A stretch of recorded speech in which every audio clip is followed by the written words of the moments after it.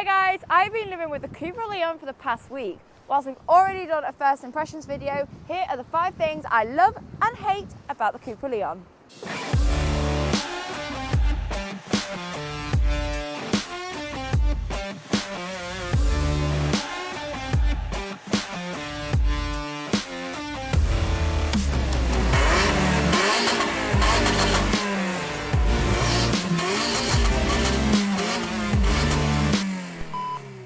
Number 1, the looks of this thing is incredible. It's definitely a wolf in sheep's clothing. Now this is the VZ3, meaning we get a magnetic tech matte grey, which looks fantastic. The matte paint comes in at an additional 1.35k, paired with 19-inch aerodynamic machine black and silver alloys, dark tinted rear windows and sharp edges to give it the wow factor. To add to the sporty look, you'll even find quad exhaust and lots of the iconic Cupra copper styling. Number 2, the interior, and the quality follows through. We have petrol blue leather bucket seats which are also heated. The steering wheel with copper flecks here and there, ambient lighting, digital display, Apple CarPlay. It has everything you need, as well as a 7-speed DSG.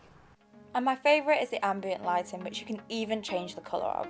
But let's not forget the gorgeous leather heated bucket seats and the Cupra and copper styling found throughout.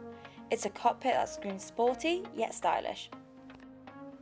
Reason number 3 has to be the engine and performance of this thing. Now we have a 2-litre turbocharged petrol engine giving us 300 brake horsepower, 400 newton meters of torque and a 0 to 60 time of just 5.7 seconds. It's punchy, it's fun and it's a great thing to drive. Now whilst in comfort you can just relax with this car, but you know you've got the power under your foot that if you need to go you can. As soon as you pop it into sport or comfort, the gearbox switches, the engine turns on and it's just raring to go. It wants to go quickly, it wants to go fast. It even sounds incredible too.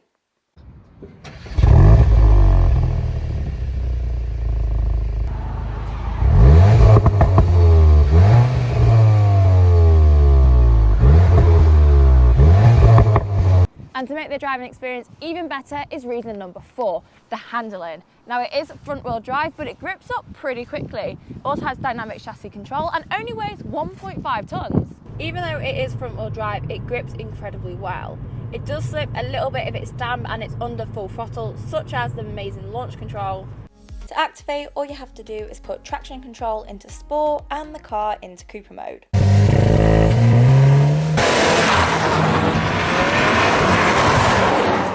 But even if you do put it into sport, you can get the rear to slip a little bit, meaning it's even more playful. Now it has a lot of mechanical grip, meaning the front will dig in and get you around that corner swiftly and with a smile on your face. And reason number 5, even though it has awesome performance, it's still super practical. Now we have a 380 litre boot, 5 doors, 5 seats, and it even will do 40 mpg while cruising on the motorway. That is pretty impressive. With lots of room in the boot for your shopping or your suitcases and a surprisingly spacious rear for a hot hatch, it ticks the practicality box. And with it being super luxurious inside, it means it's very comfortable on those longer drives, and with it in comfort mode, the ride is very smooth. It's been pretty hard just to keep it at 5 things I love about this car. But what are the 5 things that I don't like about this car? Reason number 1. Now this might seem like a little bit of a bugbear, but the volume button and the next button is on opposite sides of the steering wheel, meaning I've accidentally changed the pace of the cruise control instead of pressing next. Again, number 2 might be a little bit of a bugbear, but to get to the heated seats, rather than it being a plain old simple button, you have to go through some settings on the screen, meaning that if you're in something like Apple CarPlay, you have to go off of it to turn the heated seats on. Again, a little bit of a bugbear. Reason number 3, the rivals of the Cupra Leon do confuse me a little bit. Now the engine is very similar to the Golf R and the Audi S3, yet on most comparisons it's put against the Golf GTI due to the front wheel drive and the 0 to 60 time. But where does this one sit? Somewhere in the middle. Reason number 4 has to be the flappy paddles. They're a little bit too far in for me, meaning you have to reach around the steering wheel to click them. And if you're really wanting to go hard, they are a little bit delayed on the upshift. Apart from that, just stick it into sport mode and then let the gearbox do the work for you. And last but no means least, reason number 5 of why I hate the Cupra Leon is because I love it so much that I'm actually seriously considering buying one.